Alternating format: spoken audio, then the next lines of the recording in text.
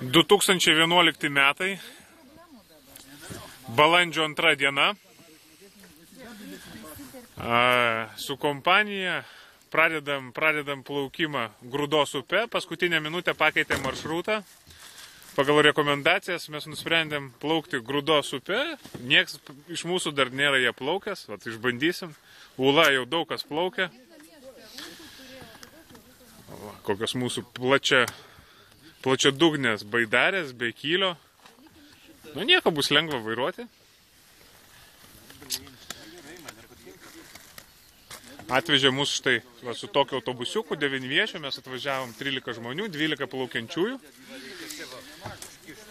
3 merginos dar vakare atvažiuos, žodžiu, 15 žmonių. Kažką tai ten daro Viktoras, trečia, ne Viktoras, Marius.